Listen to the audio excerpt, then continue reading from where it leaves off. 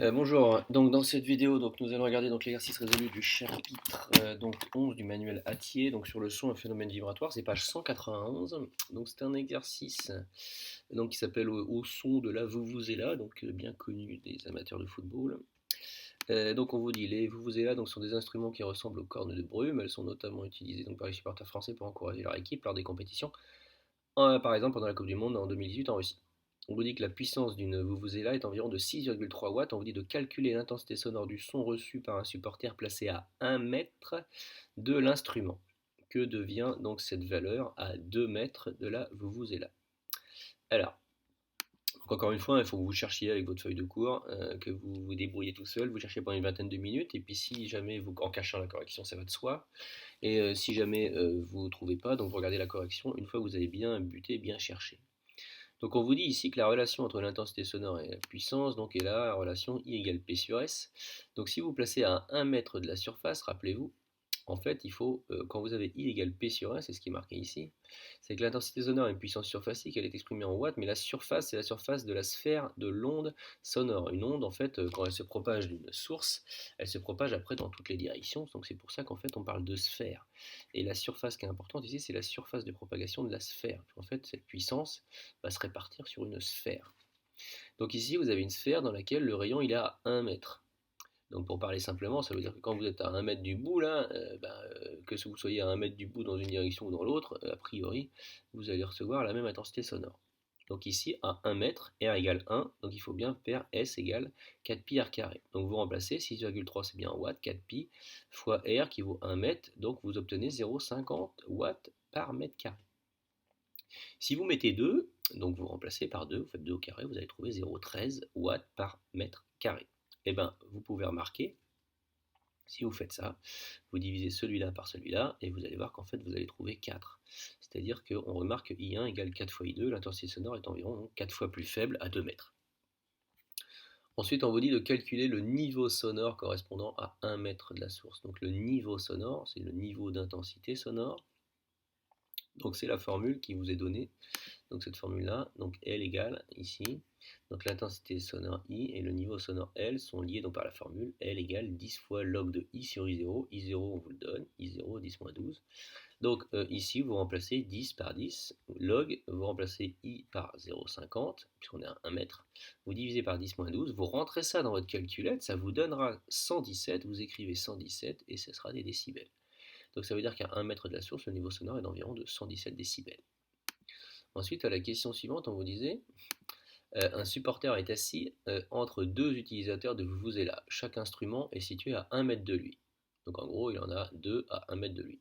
Montrez que le niveau sonore du son reçu par ce supporter ne double pas, mais augmente de 3 décibels. Alors ça, c'est une question assez classique. Vous allez voir qu'elle est pas forcément, elle est assez compliquée, je pense, si jamais vous n'êtes pas à l'aise. Mais en fait, vous allez voir qu'ici, on vous dit que le supporter, il est situé à 1 mètre de chaque vuvuzela. Donc ça veut dire que l'intensité sonore associée aux deux vuvuzela vaut donc, il y en a une vuvuzela qui va lui envoyer I1, ce qu'on a calculé au-dessus, et l'autre qui va lui envoyer I1. Donc en fait, il va recevoir I' qui vaut 2 fois I1. Puisqu'on avait trouvé 0,50, ça fait 2 fois 0,50, c'est-à-dire 1 watt par mètre carré. Donc je reprends ici. Ici, vous avez ici 0,50 à 1 mètre. Donc si je fais un schéma, en gros, ça veut dire quoi? Ça veut dire qu'en gros, si je prends ma page et que je mets un fond blanc, ça serait mieux. Ici, vous êtes là, vous avez une vuvuzela qui est là. Je vais prendre ici, hop, ça veut dire que c'est la vuvuzela. Vous en avez une autre qui est là, hop, hop. Et entre là, toc, hop, hop, hop, hop. Pardon, excusez-moi pour le trait qui n'est pas droit. Là, vous avez 1 mètre. Et là, vous avez 1 mètre. Donc en gros, ici, pour cette vuvuzela là, c'est joli ça. Pour cette vuvuzela, donc ici là, vous allez produire à cet endroit-là, à 1 mètre, une intensité qui sera I1, ce qu'on a calculé avant. Mais pour cette vuvuzela là, l'autre, vous allez aussi produire I1 au même endroit. Donc c'est pour ça qu'en fait, ici, vous allez obtenir I1 plus I1 au niveau des intensités sonores. Donc c'est-à-dire pour ça que dans l'exercice, ils ont pris 2 I1. Alors je vous remontre là. Donc c'est pour ça qu'ici, toc, là, ils ont fait I' égale 2I1 égale donc 2 fois 0,50 puisqu'on l'avait calculé, donc ce qui valait 1 watt par mètre carré. On vous dit connaissant I', on peut calculer le niveau d'intensité sonore associé, L'. Donc en fait, vous remplacez I' ici, vous remettez donc un prime ici, ça fait L'. Donc L' égale 10 fois log de I' sur I0.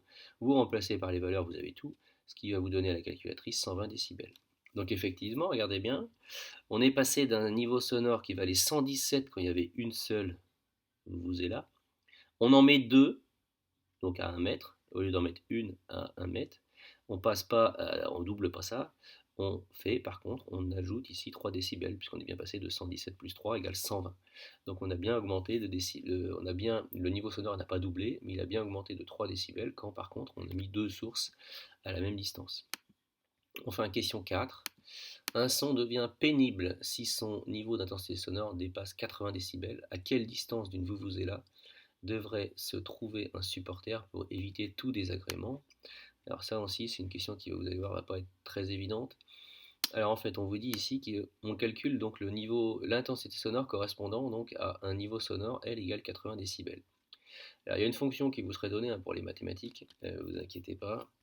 Donc on vous dit qu'on calcule l'intensité, on veut le I correspondant à ce niveau d'intensité sonore qui est de 80 décibels.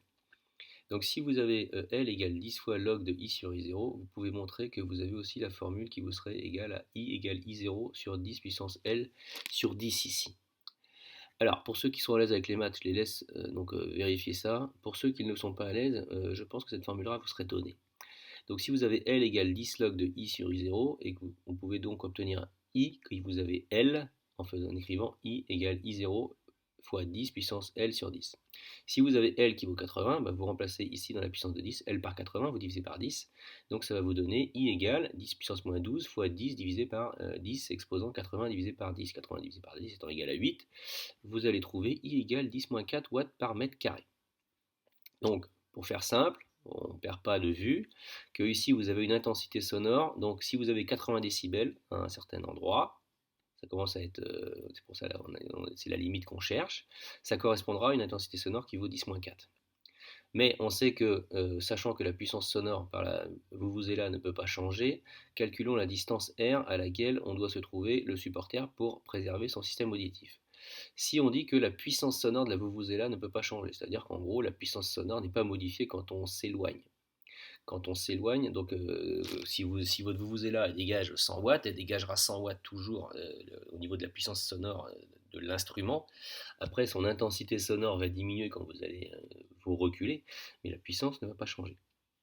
Donc ici, on sait la formule I égale P sur S. P, c'est la puissance, et S, c'est 4pi r carré, comme on l'a déjà vu avant, parce que c'est une sphère. Cette puissance va se répartir donc, sur une sphère. Donc ici, qu'est-ce qu'on a?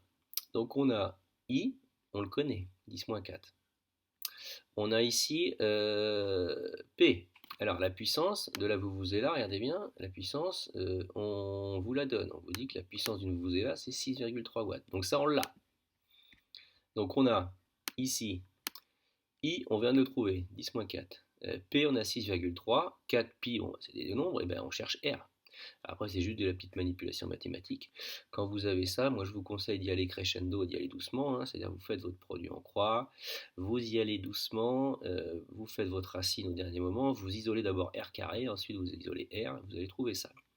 Vous remplacez par les valeurs, 6,3 c'est bien en watts, I on a bien trouvé 10-4 et ça fait 71 mètres. Donc on vous dit ici que pour éviter tout désagrément, le spectateur devra se situer à 71 mètres. Le son émis par une vuvuzela doit être pénible donc pour un grand nombre de spectateurs. Et effectivement, si vous avez été à côté d'une vuvuzela, vous aimez bien quand ça s'arrête. Alors cet exercice-là, je vous rassure, n'est pas un exercice facile. C'est-à-dire que si vous n'arrivez pas à le faire, et si dans ce manuel-là, tel qu'il est là, je pense qu'il est un peu, il est limite, il n'est pas facile, vraiment pas facile. Donc si vous arrivez à comprendre à peu près avec la correction, c'est bien. Si vous n'avez pas réussi à le faire et que vous avez encore du mal à manipuler donc les expressions mathématiques, vous inquiétez pas, c'est pas totalement anormal, c'est pas un exercice qui est facile.